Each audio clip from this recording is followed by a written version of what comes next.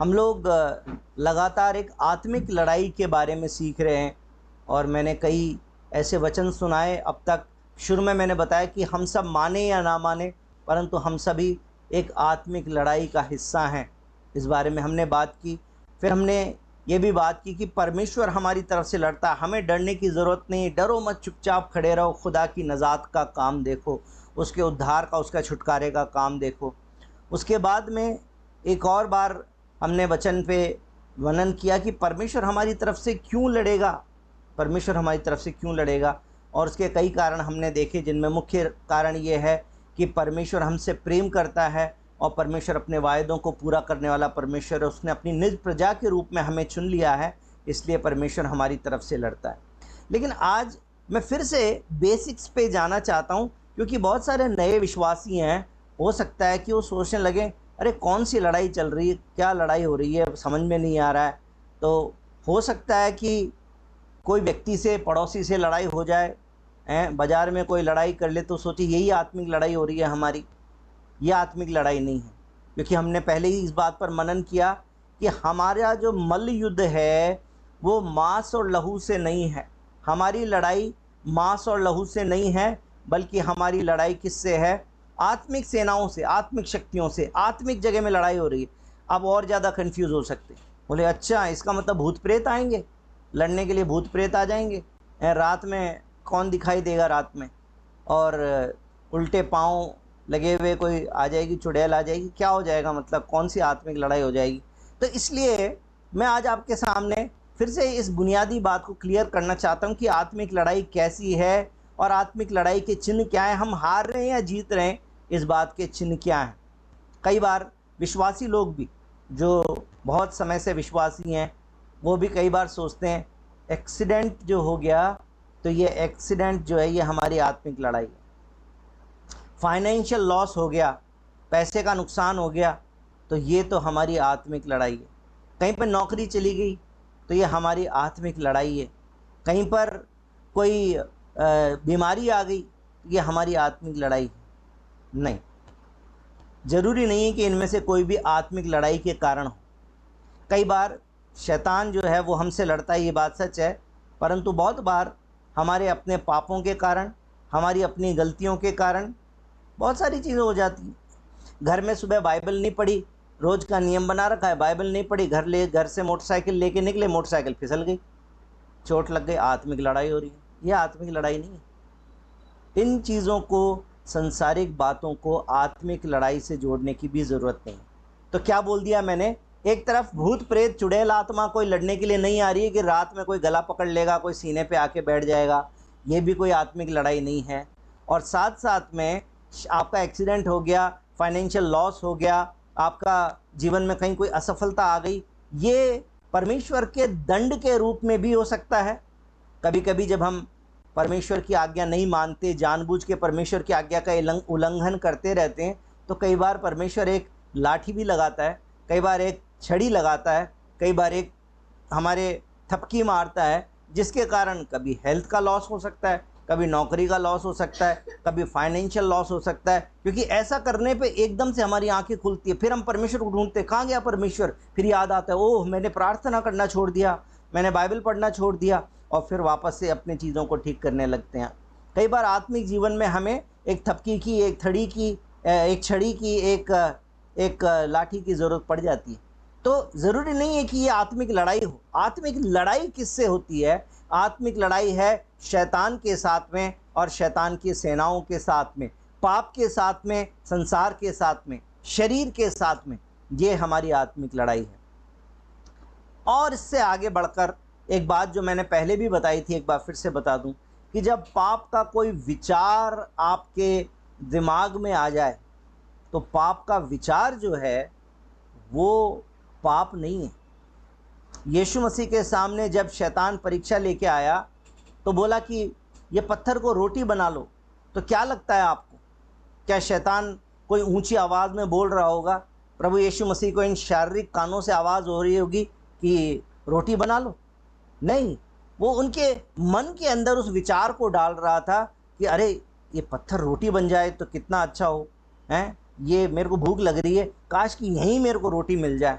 इस प्रकार का विचार उसके मन में डाल के शैतान बोल रहा था कि इस पत्थर को ही रोटी बना दो।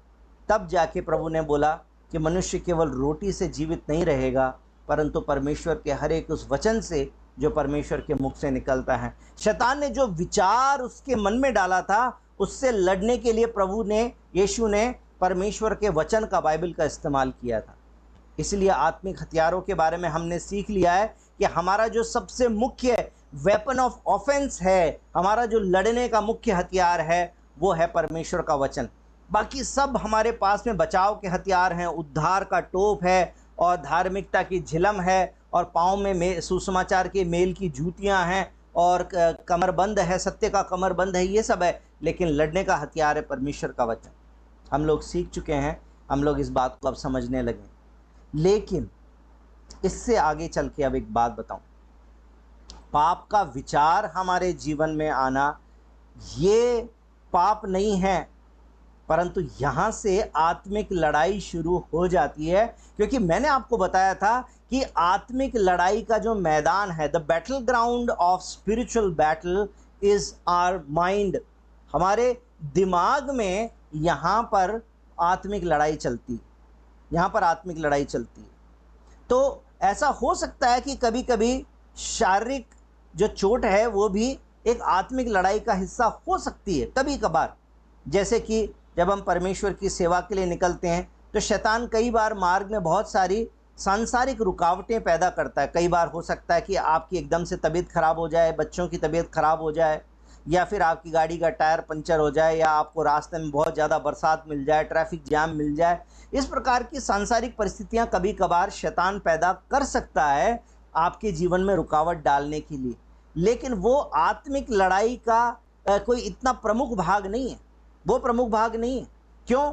क्योंकि अगर ट्रैफिक में जाम कर दिया तो आप थोड़ा सा लेट पहुंच जाएंगे। बीमारी अगर तकलीफ आ गई शरीर के अंदर तो 2 गोली लेंगे, प्रार्थना करेंगे तो 3 दिन में ठीक हो जाएंगे। आत्मिक लड़ाई का हिस्सा तब है अगर वो बीमारी कंटिन्यूअस आपके शरीर में चलती जा रही, तो वो एक आपकी आत्मिक लड़ाई का हिस्सा हो सकती है। आप प्रार्थना भी कर रहे हैं, आप दवा भी ले रहे हैं, परंतु वो बीमारी ठीक नहीं हो रही है, वो एक आपकी आत्मिक लड़ाई हो सकती है।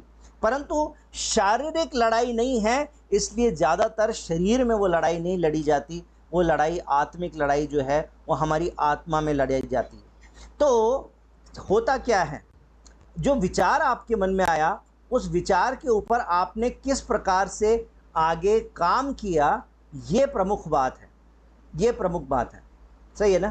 तो अब मेरे साथ में आप एक वचन निकाल के देख सकते हैं। मत्ती की किताब में आइए जरा मेरे साथ में। मत्ती की किताब उसका 26 अध्याय और उसके 31 वचन से हम पढ़ते हैं।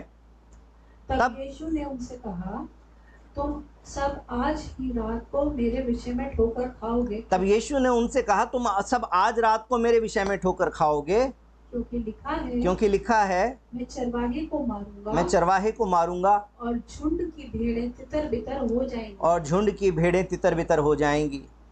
परंतु मैं अपने जी उठने के बाद तुमसे पहले गलील को जाऊंगा। इस पर पतरस ने उससे कहा, यदि सब तेरे विषय में ठोकर खाएं तो खाएं, परंतु मैं कभी भी ठोकर न खाऊंगा। पतरस ने यीशु को बोल दिया, देखो दुनिया में कोई भी तुम्हारे विषय में ठोकर खाएं, तुमसे दूर चले जाएं तो जाएं, परंतु मैं तो कभी भी ठोकर ना खाऊंगा। यीशु ने पतरस को बोला, मैं तुझसे सच कहता हूँ कि आज ही रात को मुर्गे के बांग देने से पहले तू 3 बार मुझसे मुकर जाएगा। पतरस ने बोला, यदि मुझे तेरे साथ मरना भी पड़े तो भी मैं तुझसे कभी ना मुकरूंगा। और ऐसा ही सब चेलों ने भी कहा। बोले यीशु मसीह की जय। पतरस जो है उसको इस बात की चेतावनी मिल चुकी है कि पतरस तू मेरा इनकार कर देगा, पतरस को ओवर कॉन्फिडेंस है कि नहीं प्रभु, ऐसा हो ही नहीं सकता कि मैं आपका इनकार कर दूं। 69 पतरस बाहर आंगन में बैठा हुआ था कि एक दासी उसके पास आई और कहा, तू भी यीशु गलीली के साथ था। उसने सबके सामने ये कहते हुए इनकार किया, मैं नहीं जानता। तो क्या कह रही मैं है? नहीं जानता तू क्या कह रही है। आगे। जब वह बाहर डेवढ़ी में गया तो दूसरी दासी ने उसे एक देखकर और दासी ने भी उसको देखा उनसे जो वहां थे कहा, और फिर बोला, ये भी तो यीशु नासरी के साथ था। ये भी तो यीशु नासरी के साथ था। उसने शपथ खाकर फिर इनकार किया, यीशु के इनकार की शपथ खाली है, बोला मैं तो उसको जानता ही नहीं हूं। पढ़िए। तो मैं उस मनुष्य को नहीं जानता। थोड़ी देर बाद लोगों ने जो वहां खड़े थे तीसरी बार कुछ लोगों ने जो वहां पर खड़े हुए थे पतरस के पास आकर उससे कहा, सचमुच तू भी उनमें से एक है, क्योंकि तेरी बोली तेरा भेद खोल देती है। तब वह धिक्कारने और शपथ खाने लगा, मैं उस मनुष्य को नहीं जानता, और तुरंत मुर्गे ने बांग दी। मुर्गे के बांग देने से पहले 3 बार यीशु मसीह का इनकार कर दिया है। आगे। तब पतरस को यीशु की कही बात स्मरण हो आई, मुर्गे के बांग देने से पहले तू 3 बार मेरा इनकार करेगा। और वह बाहर जाकर फूट फूट कर रोया। मुर्गे के बांग देने से पहले तू 3 बार मेरा इनकार करेगा। यीशु ने पहले ही बता दिया था, ये बात पूरी हो गई है। इस बात को याद करके फूट फूट करके रोने लग गया है। बोलो यीशु मसीह की जय।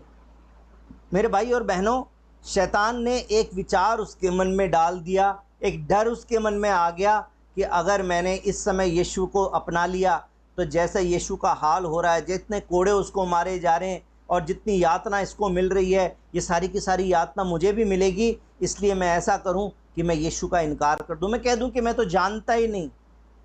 आपके और मेरे सामने भी इस प्रकार की परीक्षा की घड़ी आ सकती है, जब हमको ऐसा लगे कि अगर यीशु का इनकार कर देंगे तो ईजी हो जाएगा, नहीं तो बहुत ज़्यादा दिक्कत हो सकती है। या फिर दूसरी जीवन की कोई और परिस्थिति, पाप का विचार कोई भी हो सकता है। लेकिन यहाँ पर पतरस ने जब वही गलती जो प्रभु ने पहले ही बता दी थी, जब वही कर ली, तो उसके बाद में फूट फूट करके रोने लगा। लेकिन क्या उसके बाद में पतरस ने यीशु को छोड़ दिया? क्या यीशु से दूर चला गया? क्या वो प्रभु यीशु मसीह के बारे में, क्या बाइबल में उसके बाद में पतरस का कभी कोई जिक्र नहीं आता? आप विचार करके देखिए। अब इसके अलावा बाइबल में हमको एक और जगह पे एक व्यक्ति के बारे में देखने को मिलता है, जो कि है यहूदा इस्करियोती। यहूदा इस्करियोती के बारे में 27 अध्याय उसके 3 वचन से हम लोग पढ़ के देखें। तब जब उसके पकड़वाने वाले यहूदा ने देखा कि वह दोषी ठहराया गया है, तो वह पछताया और वे 30 चांदी के सिक्के प्रधान याजकों और पुरनियों के पास फेर लाया और कहा, मैंने निर्दोष को घात के लिए पकड़वा कर पाप किया है। उन्होंने कहा, हमें क्या, तू जाने। तब वह उन सिक्कों को मंदिर में फेंक कर चला गया। तब यहूदा इस्करियोती ने, जब उसके मन में आत्मग्लानि आ गई, जब उसके अंदर इस बात का दुख आ गया कि मैंने तो यीशु को निर्दोष को पकड़वा दिया है, तो वो अपने जो 30 चांदी के सिक्के लिए थे वो फेंक कर और चला गया और जाकर अपने आप को फांसी दी। और जाकर क्या कर दिया? अपने आप को फांसी दे दी। मेरे भाई और बहनों, पतरस के सामने और यहूदा इस्करियोती के सामने मैं बताऊं तो चैलेंज एक ही था। शैतान ने दोनों के मन में ये विचार डाला था कि तूने पाप कर दिया है, तूने गलत कर दिया है। अब इससे बड़ी क्या बात हो सकती है कि तूने यीशु का इनकार कर दिया है, जिसको तू अपना प्रभु कहता था। जब सबके सामने तू बड़े चौड़े में तो कहता था कि प्रभु दुनिया इधर से उधर हो जाए तो मैं तो तेरा साथ नहीं छोड़ूंगा और मैं तो तेरे साथ मरने के लिए भी तैयार हूँ। और अब तूने क्या किया? अब तो तूने इनकार कर दिया। और मैं सोचता हूँ कि इसी प्रकार का एक विचार जो है वो शैतान यहूदा इस्करियोती के मन में डाल रहा था। तू तो अपना प्रभु कह के बड़ा उसके पीछे चल रहा था, तूने तो आश्चर्य कर्म भी देखे थे, उसके साथ में रोटी तोड़ के भी खाई थी, और तूने उसको 30 चांदी के सिक्कों के लिए पकड़वा दिया। दोनों प्रभु यीशु के चेले थे। दोनों के जीवन में एक ऐसी घड़ी आई जब दोनों ने पाप कर दिया, जब यीशु का इनकार कर दिया। लेकिन एक व्यक्ति जो फूट फूट कर रोया वो भी पछताया, और जो व्यक्ति जिसने 30 चांदी के सिक्के लिए वो भी पछताया, उसने भी अपने 30 चांदी के सिक्के वापस फेंक दिए। लेकिन उसके बाद पतरस फिर भी प्रभु के नज़दीक बना रहा और पतरस परमेश्वर का सेवक बना। लेकिन यहूदा इस्करियोती के विषय में लिखा है कि उसने अपने आप को फांसी लगा ली। मेरे भाई और बहनों, विचार तो शैतान हमारे जीवन में डाल सकता है, लेकिन उस विचार के आने के बाद हम क्या निर्णय लेते हैं, हम उसके बाद आगे क्या करते हैं, ये इस बात की चिन्ह है कि हमारे आत्मिक लड़ाई में हम क्या करते हैं। आत्मिक लड़ाई में तो आप और मैं हैं, लेकिन कैसे पता चलेगा कि हम आत्मिक लड़ाई के अंदर हमारे जीवन में क्या हो रहा, हम हार रहे हैं या हम जीत रहे हैं। सबसे पहली बात बता दूं, जब आप आत्मिक हार का अनुभव करने लगें तब आप इस बात को समझ जाइए कि आप एक आत्मिक लड़ाई में थे, आपने ध्यान नहीं दिया और इसके कारण अब आप हार का सामना कर रहे हैं। वो हार आज एक आत्मिक लड़ाई का चिन्ह बन जाएगी, आपको पता चल जाएगा कैसे। फॉर एग्जाम्पल, क्रोध आ गया आपको, शैतान ने बोला दे दे गाली, गुस्सा कर दे। फिर आपने बोला हाँ सही है, गलती तो इसी की है, मेरी थोड़ी गलती है। और फिर आपने सामने वाले को क्रोध में अपशब्द बोल दिए, आपने गलत शब्दों का इस्तेमाल कर लिया, और फिर आपने उस बात को बोला सही है, ये इसी लायक है, इसने जो कर्म किया था ये इसी लायक था, इसको गाली दी थी, सही है। फिर कोई विश्वासी आप सुना, नहीं भाई ये सही नहीं है, अपन विश्वासी है, ऐसा नहीं कर। अरे काय का विश्वासी, सही है विश्वासी तो है, लेकिन इसका मतलब थोड़ी सहती ही जाएंगी सारी बात में, हैं वो कर ही ऐसा रहा था, सही है, उसको गाली तो मिलनी चाहिए उसको एक बार। फिर अपनी बात को हमने जस्टिफाई भी कर दिया कि गलती उसकी थी। ये आत्मिक हार का चिन्ह। पत्नी ने कुछ बोला और पति ने चिड़चिड़ा के उसको जब जवाब दे दिया, आपको लगता है कोई बात नहीं, दुनिया में सारे ही ऐसे करते हैं, इसमें कौन सी बड़ी बात है, लेकिन आत्मिक हार का चिन्ह है। कोई भी छोटा या बड़ा पाप जिसको आप परमेश्वर के वचन के अनुसार जानते हैं कि वो पाप की श्रेणी में आता है, उस पाप को जब आप एक बार करते हैं और फिर 2 बार करते हैं और फिर 4 बार करते हैं और फिर 10 बार करते हैं, और फिर वो आपके अंदर से उसका ग्लानि का भाव भी चला जाता है, आपके अंदर उसके प्रति कोई गलती होने का बोध भी नहीं रहता, और वो आपके लिए एक नॉर्मल बात बन जाती है, तो मैं आपको बता दूं कि वो जो आपकी आदत बन गई है, ये आपकी आत्मिक हार है, ये आपकी आत्मिक हार है। गलती को जो मान लेगा, उससे सीख लेगा और उसको छोड़ देगा, अपने पाप से जो 100% यू टर्न मार लेगा। गलती तो एक बार हो सकती है, शैतान ने एक बार मन में विचार डाला हमसे गलती हो गई, लेकिन यदि उसको हमने एकदम से नोट कर लिया, हमने उसके प्रति पश्चाताप किया, परमेश्वर के सामने मान लिया कि प्रभु मुझसे गलती हो गई, और उस व्यक्ति के सामने भी मान लिया कि मुझसे गलती हो गई और क्षमा मांग लिया, और उसके बाद में दोबारा उसको नहीं किया, तो वो आपकी आत्मिक हार नहीं है, वो आपकी लड़ाई थी जिसमें आपने एक चोट खाई थी। शैतान ने तलवार चलाई थी, आपके कंधे के ऊपर थोड़ी सी चोट लग गई, लेकिन आपकी गर्दन नहीं कटी, आप आत्मिक रूप से हारे नहीं, वो खाली आपको चोट लगी और उसके बाद में वो चोट ठीक हो गई, क्योंकि आपने मन फिराव करके उस पाप को हमेशा के लिए छोड़ दिया। लेकिन प्रभु का वचन कह रहा है कि ये तुम्हारा शरीर जो है ये पवित्र आत्मा का मंदिर है, इसके अंदर जो गंदगी डालेगा, इसका नाश करेगा, मैं उसको नाश करूँगा। उसके बावजूद भी मसीह लोगों के सामने तो सिगरेट बीड़ी नहीं चलती, लेकिन अकेले में जब कोई नहीं देख रहा, जब तो फिर बीड़ी सिगरेट चली जाती है, फिर तो थोड़ा सा गुटखा चली जाता है, जर्दा चली जाता है, दारू चली जाती है, बियर पी लेते हैं। किसको पता चलने वाला है? किसी को नहीं पता चलेगा, लेकिन आत्मिक हार का चिन्ह है, आप आत्मिक रूप से हार रहे। रिपेंट करिए और उससे वापस लौट के, उस बात को छोड़ के परमेश्वर के पास आई। दूसरी बात, आत्मिक सूखापन। जब आत्मिक सूखापन आने लग जाए तब आप समझिए कि आप एक आत्मिक लड़ाई में थे और अब आत्मिक हार के कारण अब आप एक आत्मिक सूखे की तरफ चले गए हैं। ठीक है ना? इसका मतलब क्या है? Lack of that personal touch.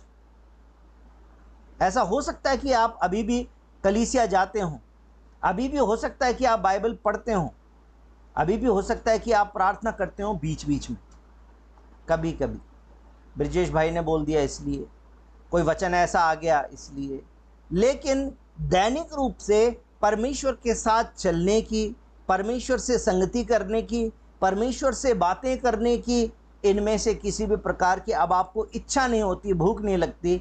आपको लगता है ठीक है, विश्वासी हैं, कभी बाइबल पढ़ ली तब भी ठीक है, नहीं पढ़ी तब भी ठीक है, प्रार्थना कर ली तब भी ठीक है, नहीं करी तब भी ठीक है, कलीसिया चले गए तब भी ठीक है, नहीं गए तब भी ठीक है।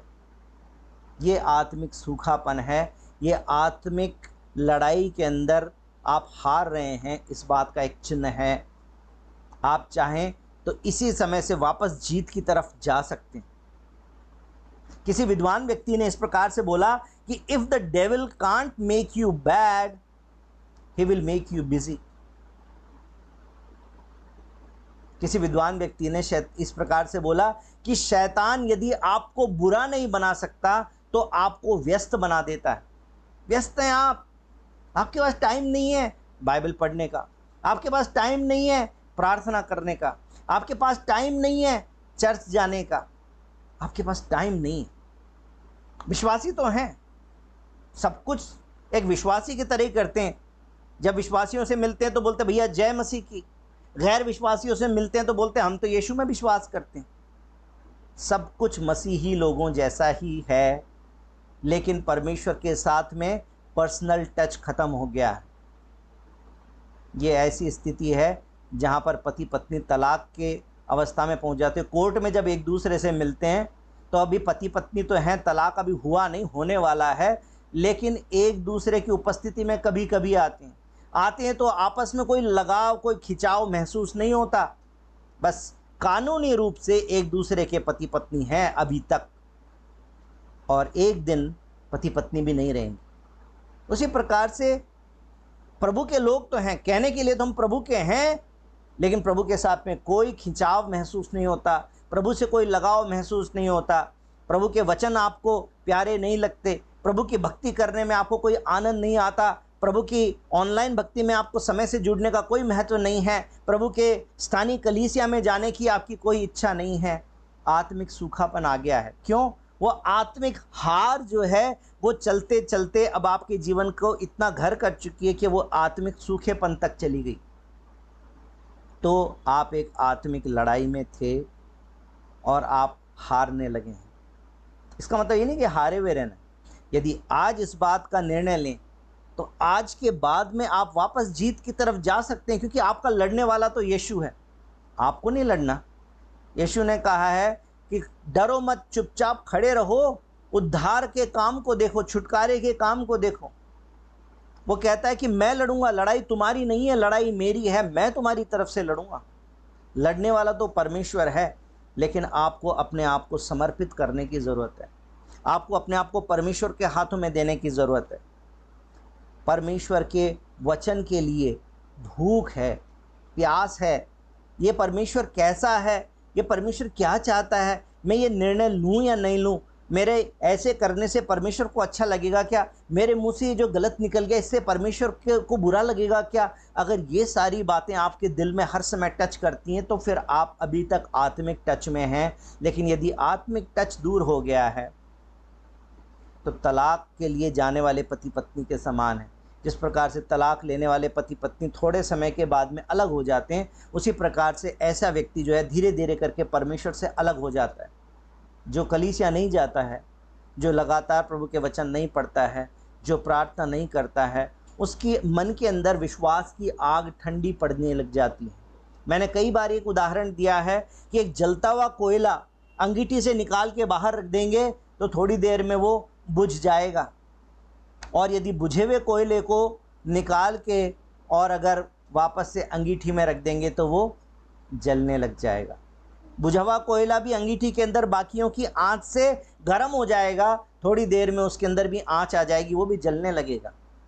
प्रभु का वचन कहता है इब्रानियों 10:25 में कि जैसे जैसे उस दिन को नज़दीक आते देखो और भी ज़्यादा संगति किया करो, एक दूसरे की केयर किया करो। सिर्फ हम प्रभु के भवन में इसलिए नहीं जाते कि मुझे आत्मा की रोटी मिल जाए, मुझे वचन मिल जाए, मुझे आशीष मिल जाए, मेरे लिए कोई प्रार्थना कर दे, बल्कि हम कलीसिया में इसलिए भी जाते हैं कि मैं वहाँ पर किसी के लिए आशीष का कारण बन जाऊँ। इसलिए आत्मिक संगति करते हैं। वचन इसलिए पढ़ते हैं क्योंकि विश्वास सुनने से, सुनना मसीह के वचन से, रोमियो 10:17 में लिखा हुआ है। इसलिए हम प्रभु के वचन को पढ़ते हैं ताकि हम लगातार विश्वास में बढ़ते रहें। हम प्रार्थना करते हैं इसलिए ताकि हम दिन प्रतिदिन अपने प्रभु से बातें करते रहें। और मैं आपको बता दूं, जैसे मैंने कहा, if devil cannot make you bad, he will make you busy. यदि आप मजबूत विश्वासी नहीं हैं तो आपको जब वो बहुत सारे कामों में फंसा देगा, कौन से कामों में फंसा देगा? संडे को आपको कोई कॉल आ जाएगी, आपके रिश्तेदार आ रहे, आपका कोई बहुत निजी मित्र आ रहा है, आपको किसी ने बुला लिया, अरे भाई साहब ये वाली मीटिंग में आओ, इस वाली मीटिंग में वो बताएंगे कि किस प्रकार से बड़ा धन कमाया जाता है और आप अमीर बन सकते हो, करोड़पति बन सकते हो। फिर संडे कोई मीटिंग रखी, सत्संग छोड़ के लोग मीटिंग में चले गए, कोई तो अपने काम पे चला गया क्योंकि संडे को भी काम करते हैं। अलग अलग प्रकार से शैतान जो है वो बिज़ी कर सकता है। लेकिन मैं आपको बता दूं, परमेश्वर की सेवा करने वाले लोग भी कई बार बिज़ी हो जाते हैं। सेवा करने वाले किस में बिज़ी हो जाते हैं? सेवा में बिज़ी हो जाते हैं। बहुत सारी मीटिंग्स कर रहे हैं, आत्मिक मीटिंग्स चला रहे हैं, परिवारों से मिलने जा रहे हैं, लोगों के लिए प्रार्थनाएं कर रहे हैं, ग्रुप में प्रार्थनाएं कर रहे हैं, बाइबल स्टडी कर रहे हैं, ये कर रहे हैं, वो कर रहे हैं, लेकिन परमेश्वर के साथ में व्यक्तिगत रूप से समय नहीं बिता रहे हैं। व्यक्तिगत प्रार्थना का समय खत्म हो गया है। व्यक्तिगत टच, जो परमेश्वर के सामने दिल खोलना था, वो बंद हो गया है। आत्मिक हार की तरफ जा रहे हैं। हमको लग रहा होगा अरे नहीं, सेवा बढ़ रही है, बहुत सारे लोगों को वचन पहुंच रहा है, बहुत बढ़िया हो रहा है, मजा आ रहा है। नहीं, सेवा तो हो रही है, लेकिन हम आत्मिक रीति से हार रहे हैं। आपकी और मेरी कोई जरूरत नहीं है परमेश्वर। बाइबल में लिखा है कि ये नहीं बोलेंगे तो पत्थर बोल पड़ेंगे। परमेश्वर तो अपना काम पत्थरों से भी करा लेगा। परमेश्वर को आपकी और मेरी जरूरत नहीं है। सेवक बनने से पहले परमेश्वर की संतान होने का जो अनुभव है, उसमें हमें बढ़ने की ज़रूरत है। अगर नहीं बढ़ते तो हम आत्मिक हार की तरफ जा रहे हैं। इसके अलावा कुछ छोटी मोटी जो व्यवहारिक बातें हैं वो भी मैं आपको बता दूं। डर, आपको लग रहा है डर तो स्वाभाविक बात है, ये तो स्वाभाविक इमोशन है, ये भावना तो आई जाती है। अंधेरे के अंदर डर लगता है, ऊंचाई से डर लगता है, भविष्य के अंदर क्या हो जाएगा इस बात का डर लगता है। लेकिन मैं आपको कहना चाहता हूं, डर और एंग्जाइटी, फियर एंड एंग्जाइटी जो है, जब आप विचारों में एक भविष्य की अनर्थ की कल्पना से लड़ते रहते हैं, ये आत्मिक लड़ाई का एक चिन्ह है, जिसमें शैतान ने आपके मन में एक विचार डाल दिया है और अब आप एक आत्मिक मंथन में अंदर ही अंदर की लड़ाई में लगे हुए हैं। आपको पता भी नहीं चल रहा है, आप परमेश्वर पर भरोसा करके जीवन नहीं जी पा रहे। उसने आपके अंदर एक झुंझलाहट को पैदा कर दिया, और जो डर है, एंग्जाइटी है, उसने आपके अंदर एक चिड़न को पैदा कर दिया। काम ही नहीं बन रहा, न दिख रहा है कैसे बनेगा। और उसके बाद में यदि जरा सी कोई बात हो जाए तो झुंझला जाते हैं, चिढ़ जाते हैं, चिढ़ करके जवाब दे देते हैं। जो मैंने शुरू में कहा था ना, कटु शब्द बोल देते हैं। सिर्फ बाहर की बात नहीं हो रही, घर में अपने बच्चों से चिढ़ के बात कर रहे हैं, अपनी पत्नी से चिढ़ के बात कर रहे हैं, अपने भाई से चिढ़ के जवाब दे रहे हैं, किसी के साथ में आनंद से बात नहीं कर सकते हैं। ये आत्मिक लड़ाई के अंदर एक चिन्ह है। आत्मिक लड़ाई के अंदर एक चिन्ह है। यदि डर और एंग्जाइटी आपको घेरे हुए कि भविष्य में क्या होगा, कैसे होगा, और इसके कारण आपके जीवन का आनंद खत्म होता जा रहा है, आप विश्वास करिए कि आप आत्मिक लड़ाई में हैं और आप हारने की तरफ जा रहे हैं, क्योंकि आप परमेश्वर पर भरोसा नहीं कर रहे, क्योंकि व्यक्तिगत रूप से प्रार्थना नहीं कर रहे, परमेश्वर से सामर्थ नहीं पा रहे, और इसलिए ये सारी बातें आपके जीवन में आ रही। उसके बाद आप नेगेटिव बोलना शुरू कर देते हैं।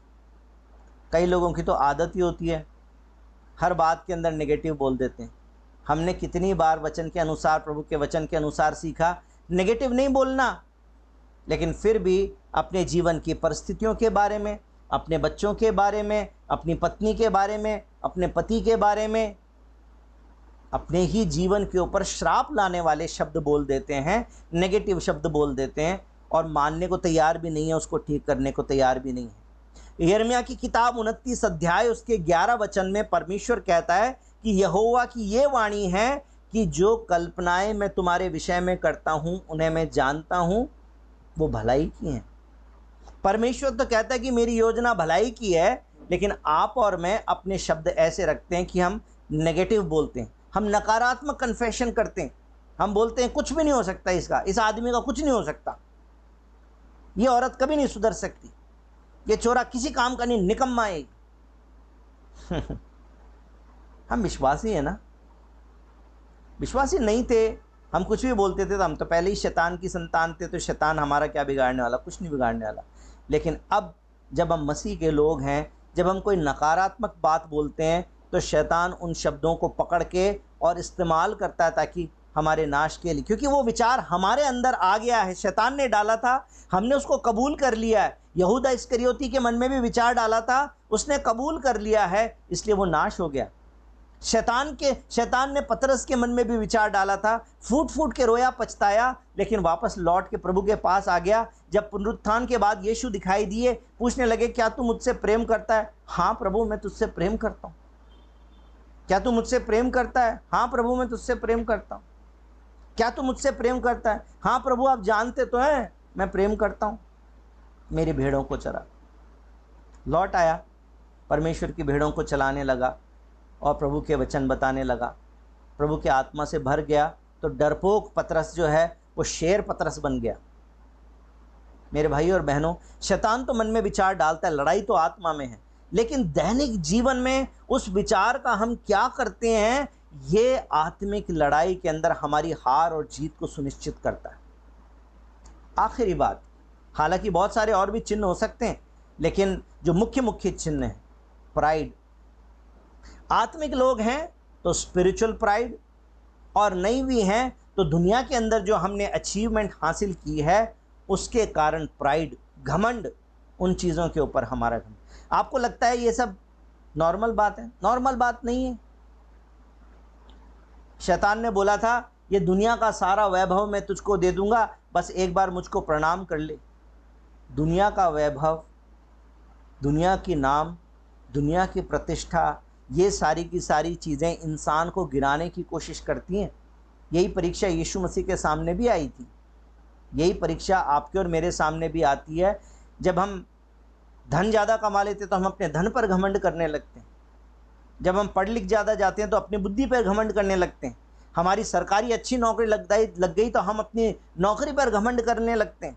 और यदि इनमें से कुछ नहीं है परंतु आत्मिक जन है, प्रार्थना का जीवन अच्छा है, वचन अच्छे से बता सकते हैं, तो फिर अपने आत्मिक जीवन पर घमंड करने लगते हैं। परमेश्वर का वचन कहता है कि परमेश्वर घमंडी के सर को तो नीचा करता है, परंतु निर्बल और जो नम्र और दीन है उसको परमेश्वर उठाता है। शैतान, आप ये मत सोचिए कि शरीर की लड़ाई से लड़ेगा, आपको चोट लग जाए, आप बीमार पड़ जाएं, आपकी मोटरसाइकिल गिर जाए, आपकी कार का एक्सीडेंट हो जाए, आपका फाइनेंशियल लॉस हो जाए, इसके द्वारा लड़ेगा शैतान। जरूरत नहीं है उसको।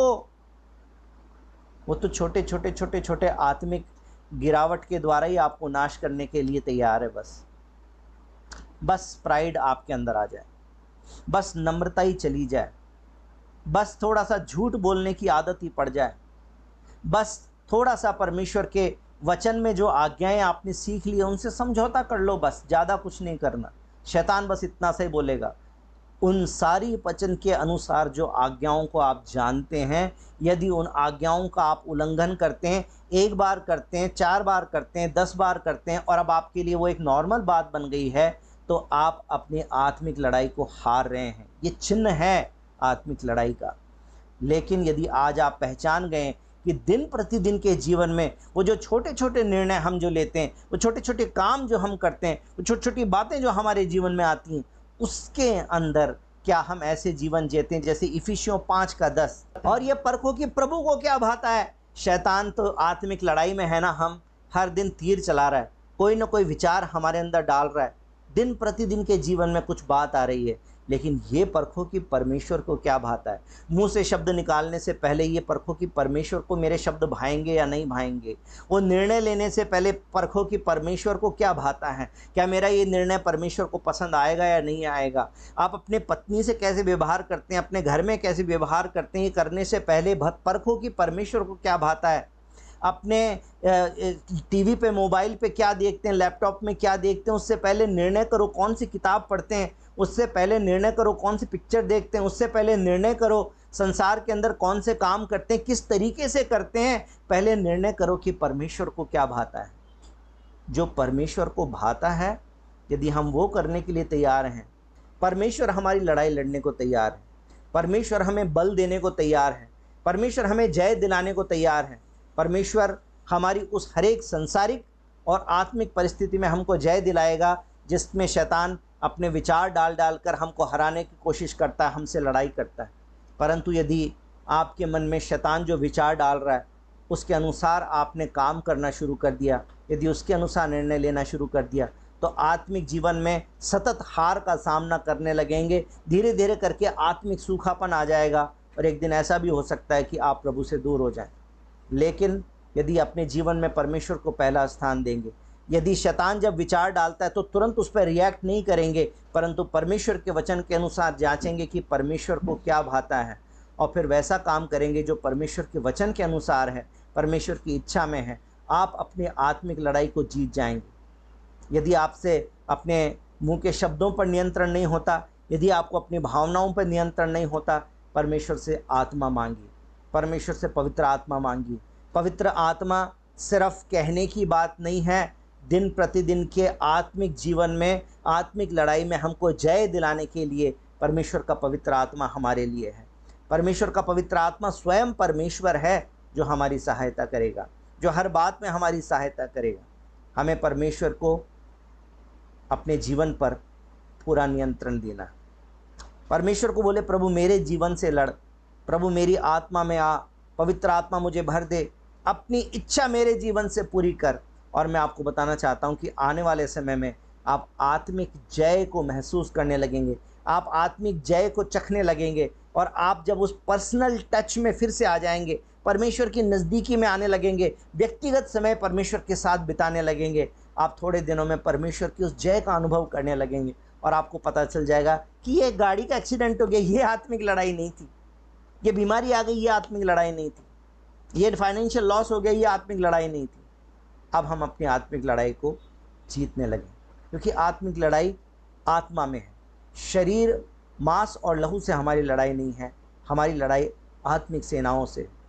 हम परमेश्वर के हथियारों को बांध लें, परमेश्वर का वचन लेके चलें, परमेश्वर के वचन के अनुसार जीवन जिएं, परमेश्वर हमको जय दिलाएगा। बोले यीशु मसीह की जय। प्रभु आप सबको बहुत आशीष दे।